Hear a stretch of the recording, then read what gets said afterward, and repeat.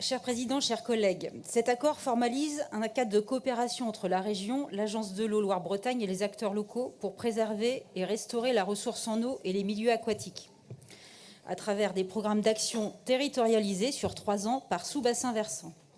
L'enjeu environnemental est double. La reconquête de la qualité de l'eau, essentielle pour la biodiversité, l'agriculture, la santé et l'adaptation au changement climatique, la restauration des cours d'eau, zones humides, nappes phréatiques. Nous le savons, le bassin Loire-Bretagne est en mauvais état écologique.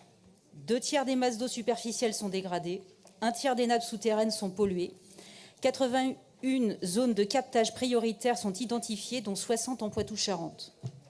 Les effets du changement climatique et de la pression humaine, urbanisation, agriculture, industrie, aggravent la situation depuis 20 ans. Dans ce contexte, les précédents contrats territoriaux et contrats ressources n'ont pas suffi à protéger les milieux. Cela se traduit dans leur bilan par des manques. Une possibilité pour améliorer la situation via ces accords de territoire, en introduisant des indicateurs plus fins et permettre la mise en œuvre de mesures efficaces et rapides. L'arrêt de l'usage des pesticides, l'étude de Public Sénat de décembre 2024 montre que 90% des agriculteurs sondés sont prêts à engager ou accélérer leur transition agroécologique. L'accompagnement des agriculteurs vers l'agroécologie via des aides individualisées et sur plusieurs années, intégrant les évolutions de filière par zone de captage et par sous-bassin versant.